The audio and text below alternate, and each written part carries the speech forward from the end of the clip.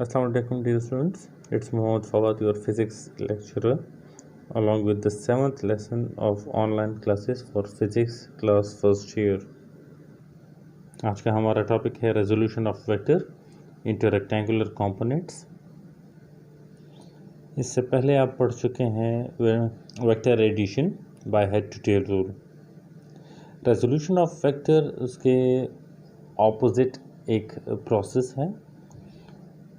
Vector addition में आप दो या दो से ज़्यादा वेक्टर्स को ऐड अप करके किसी एक सिंगल वेक्टर को रिजल्टेंट के तौर से लेते हैं और उस सिंगल वेक्टर का इम्पैक्ट इन तमाम वेक्टर्स के कलेक्टिव इम्पैक्ट के बराबर होता है। वहाँ पर आप एक सिंगल वेक्टर लेते हैं, लेकिन अगर एक सिंगल वेक्टर को हमने एक से ज़्यादा वेक्टर्स में स्प्लिट करना हो और उस एक वेक्टर के मल्टीपल इम्पैक्ट्स को स्टडी करना हो तो इसका एक प्रोसेस है resolution of vector into rectangular components. जैसे कि आपको डायग्राम में नज़र आ रहा है, हमारे पास एक वेक्टर है, वेक्टर ए।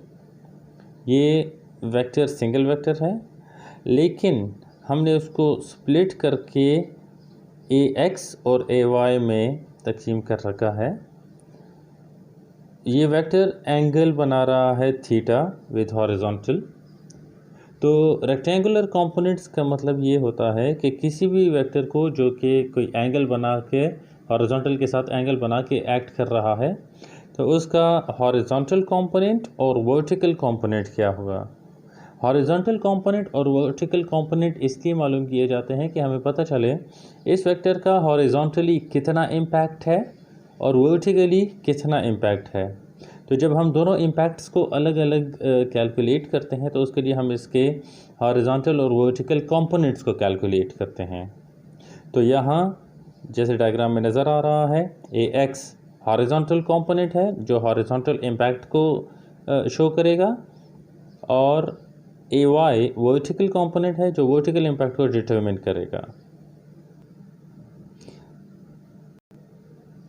आप सारे स्टूडेंट्स मैट्रिक में राइट एंगल ट्रायंगल को पढ़ चुके हैं ट्रिग्नोमेट्री में, जिसकी 3 साइड्स होती हैं। एक हाइपोटेन्यूज होती है, थीटा के सामने वाली साइड परपेंडिकुलर होती है और थीटा के साथ टच साइड बेस होती है। और आप ट्रिग्नोमेट्रिक रेशियोज भी पढ़ चुके हैं, जिसमें एक साइन थीटा होता है, एक कॉस थीटा होता है। Sine theta perpendicular by hypotenuse के बराबर होता है। अब इसी ट्रायंगल के साथ रिलेट करेंगे तो परपेंडिकुलर है ए वाई और हाइपोटेन्यूज है ए, तो साइन थीटा बन जाएगा ए वाई बाई ए, या A sine theta is equal to A Y. यहाँ पे वेक्टर फॉर्म में है। अगर हम सिर्फ मैग्नीट्यूड लेना चाहते हैं तो ये बनेगा A sine theta is equal to A Y. यानी अगर हमें थीटा मालूम हो, वेक्टर का मैग्नीट्यूड मालूम हो, तो हम इसके y कंपोनेंट का मैग्नीट्यूड कैलकुलेट कर सकते हैं यूजिंग दिस फार्मूला। सिमिलरली अगर हमारे पास हम cos थीटा लेते हैं तो इस डायग्राम के साथ रिलेट करने से बेस बनेगी ए एक्स, हाइपोटेन्यूज होगा a, तो cos थीटा बन जाएगा A X by A. Similarly A cos theta A X बनेगा, और मैग्नीट्यूड वाइज अगर हम बात करेंगे तो A cos theta is equal to A X होगा। अगर थीटा मालूम है, ए की वैल्यू मालूम है, तो हम इसका हॉरिजॉन्टल कंपोनेंट भी मालूम कर सकते हैं और ए वाई इसका वर्टिकल कंपोनेंट भी मालूम कर सकते हैं। ये प्रोसेस कहलाता है resolution of vector into rectangular components. दो रेक्टेंगुलर कंपोनेंट्स हैं, ए वाई यानी वर्टिकल कंपोनेंट जो कि ए साइन थीटा के इक्वल होता है, एंड ए एक्स जो कि हॉरिजॉन्टल कंपोनेंट है जो कि ए कॉस थीटा के बराबर होता है। हमारा अगला टॉपिक वो हेड टू टेल रूल से मिलता जुलता है, यानी एडिशन ऑफ वेक्टर। अगर आप ये डायग्राम देखें तो फ़ौरन ज़हन में आता है कि आपने वेक्टर ए को वेक्टर बी से ऐड किया है और वहाँ से आपके पास रिजल्टेंट आर वेक्टर आया है। ये तो हेड टू टेल रूल हो गया। वेक्टर्स को ऐड करने का एक और तरीका भी पॉसिबल है, और वो ये है कि हम रेक्टेंगुलर कंपोनेंट्स की मदद से रिजल्टेंट वेक्टर को कैलकुलेट कर सकते हैं।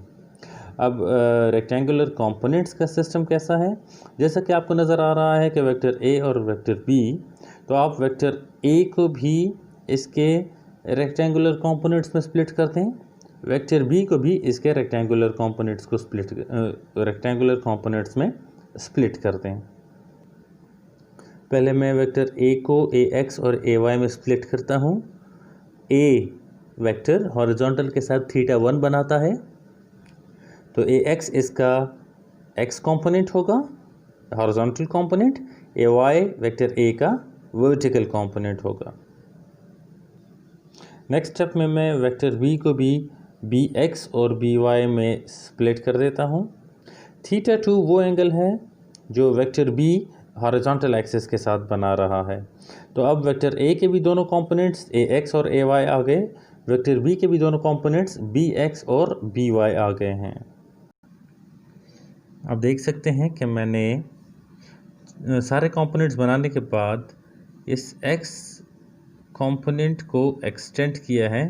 ये एक्सटेंशन एक्चुअली मैंने यहाँ पे बी एक्स को कॉपी किया है, रेप्लिकेट किया है, और इस तरह ए वाई को यहाँ रेप्लिकेट किया हुआ है। इस रेप्लिकेशन से ये बना कि यहाँ से यहाँ तक मुकम्मल एक पोर्शन मेरे पास आ गया जिसमें दोनों कंपोनेंट्स आ रहे हैं। अगर हम ए एक्स और बी एक्स को ऐड करते हैं तो यहाँ से लेकर यहाँ तक एक वेक्टर आ जाता है, और अगर हम बी वाई और इस ए वाई को ऐड करते हैं तो यहाँ से यहाँ तक एक कंपोनेंट बन जाता है। अगर आप रेक्टेंगुलर कंपोनेंट वाले कॉन्सेप्ट को ही देखें तो रिजल्टेंट को कंपेयर करें, ये रिजल्टेंट है। अगर रिजल्टेंट को हम इसके रेक्टेंगुलर कंपोनेंट्स में स्प्लिट करेंगे तो इसका रिजल्टेंट का एक्स कंपोनेंट यहाँ से शुरू होगा यहाँ तक, और वाई कंपोनेंट यहाँ से शुरू होगा यहाँ तक। तो यानी इस पूरे कंपोनेंट को मैं रिजल्टेंट का एक्स कंपोनेंट और इस पूरे सम को मैं रिजल्टेंट का वाई कंपोनेंट कह सकता हूँ। अब यहाँ पे जो आर एक्स है यानी रिजल्टेंट का एक्स कंपोनेंट, आप देख सकते हैं कि इसके दो पोर्शन है, ए एक्स और बी एक्स, यानी R x is the sum of A x and B x, R y is the sum of A y and B y. अब हम ज़रा अपने पुराने पिछले टॉपिक की तरफ फिर जाते हैं। जब हम रेजोल्यूशन ऑफ वेक्टर्स कर रहे थे, ए की मदद से हम ए एक्स और ए वाई मालूम कर रहे थे। इसमें एक और केस भी है जब हमारे पास ए एक्स और ए वाई मौजूद हों, क्योंकि ये दोनों एक दूसरे के साथ परपेंडिकुलर हैं, तो हम पाइथागोरस थ्योरम यूज़ करते हुए ए एक्स और ए वाई की मदद से ए का मैग्नीट्यूड भी कैलकुलेट कर सकते हैं। A square is equal to A X square plus A Y square. तो ये वो फार्मूला है जिसकी मदद से हम रेक्टेंगुलर कंपोनेंट्स की मदद से रिजल्टेंट वेक्टर को कैलकुलेट कर सकते हैं, और इस ट्रिग्नोमेट्रिक रेशियो की मदद से हम रिजल्टेंट का एंगल भी मालूम कर सकते हैं। Tangent theta is equal to perpendicular by base, या tangent theta is equal to A Y by A X, या theta is equal to tangent inverse A Y by A x.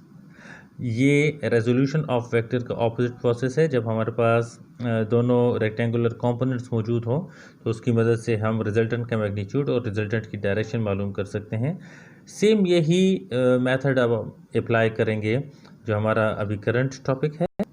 अब आपके पास रिजल्टेंट के दोनों कंपोनेंट्स आर एक्स और R Y आ गए हैं, तो अगर हम इनकी मदद से रिजल्टेंट वेक्टर को कैलकुलेट करते हैं तो उसका फॉर्मूला कुछ यूँ बनेगा, R is equal to square root R x square plus R y square.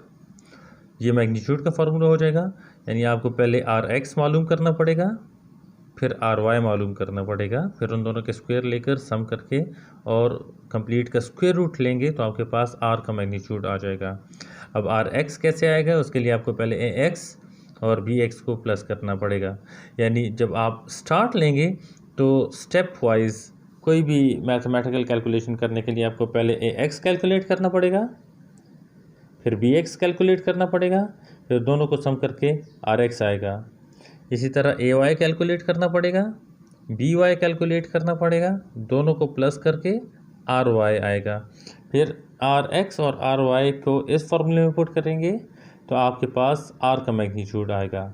और आर का एंगल मालूम करने के लिए कि किस एंगल से आर है हॉरिजॉन्टल के साथ, आर की डायरेक्शन क्या है, उसके लिए जो फार्मूला होगा वो होगा theta is equal to tangent inverse R y by R x. जब आप आर एक्स और आर वाई कैलकुलेट करेंगे तो आपके पास पॉजिटिव नेगेटिव वैल्यूज़ आ सकती हैं। पॉजिटिव नेगेटिव वैल्यूज़ वो सिर्फ ये शो करती हैं कि आर एक्स और आर वाई किस क्वाड्रेंट में हैं, क्योंकि हम आर को ओरिजिन से स्टार्ट करेंगे और जो आर एक्स है वो पॉजिटिव एक्स एक्सिस के साथ शो होगा। तो फिर आर वाई वो कहीं पर भी आ सकता है। आर एक्स में ज़रूरी नहीं है कि वो हमारे पास पॉजिटिव एक्स में आए। अगर उसकी नेगेटिव वैल्यू आती है तो इसका मतलब है वो नेगेटिव एक्स की तरफ जा रहा है। अगर y पॉजिटिव है तो वो पॉजिटिव y की एक्सिस में है। अगर y की वैल्यू और y की वैल्यू नेगेटिव है तो मतलब वो रिजल्टेंट वो नेगेटिव y की सेंस में जा रहा है, उस डायरेक्शन में जा रहा है। रिजल्टेंट आपके पास किसी भी डायरेक्शन में आ सकता है, किसी भी क्वाड्रेंट में एंगल आ सकता है, थीटा आ सकता है। थीटा की वैल्यूज़, आर एक्स की वैल्यू, आर वाई की वैल्यू, ये सारे मिलकर डिटरमिन करते हैं कि रिजल्टेंट किस डायरेक्शन में होगा। रिजल्टेंट की डायरेक्शंस को मालूम करने के कुछ टेक्निक्स हैं, कुछ इसके बारे में हिंट्स हैं और कुछ पॉइंट्स हैं जिनको जहन में रखना पड़ता है। सबसे पहले हम आर वाई और आर एक्स की मदद से एक एंगल मालूम करते हैं, लेकिन यहाँ पे साइंस नहीं कैलकुलेट करते। इर्रिस्पेक्टिव ऑफ द साइंस हम कैलकुलेशन करते हैं। तो इस एंगल को एंगल फाई कहते हैं, हम नाम देते हैं इस एंगल को एंगल फाई। ये हमारे पास एक स्टैंडर्ड एंगल हो जाएगा जो हमें फर्स्ट क्वाड्रेंट में ही शो करेगा। अब हम एक्चुअल एंगल की तरफ आते हैं जो कि है थीटा। अगर आर एक्स और आर वाई दोनों भी पॉजिटिव हैं तो फिर एंगल थीटा और एंगल फाई सेम एंगल होंगे, वो एक ही क्वाड्रेंट में शो होंगे, यानी फर्स्ट क्वाड्रेंट में। अगर आर एक्स नेगेटिव है और आर वाई पॉजिटिव है तो फिर थीटा सेकंड क्वाड्रेंट में होगा और फाई की मदद से उसको कैलकुलेट करने के लिए हमारे पास तरीका होगा 180 माइनस फाई से थीटा आ जाएगा। अगर आर एक्स और आर वाई दोनों नेगेटिव हैं तो थर्ड क्वाड्रेंट में थीटा होगा और फाई की मदद से उसको कैलकुलेट करने के लिए हमारा फार्मूला होगा 180 प्लस फाई। और अगर आर एक्स पॉजिटिव है और आर वाई नेगेटिव है तो फिर थीटा फोर्थ क्वाड्रेंट में होगा और फाई की मदद से थीटा कैलकुलेट करने के लिए फार्मूला बनेगा theta is equal to 360 degrees minus phi. That is all for today. आपका लेक्चर यहाँ पे ख़त्म होता है। आपका जो असाइनमेंट है वो है एग्जाम्पल 2.2, वो आपने कैलकुलेट करनी है, कंप्लीट करनी है और कंप्लीट करके ये मुझे आप सेंड कर दें।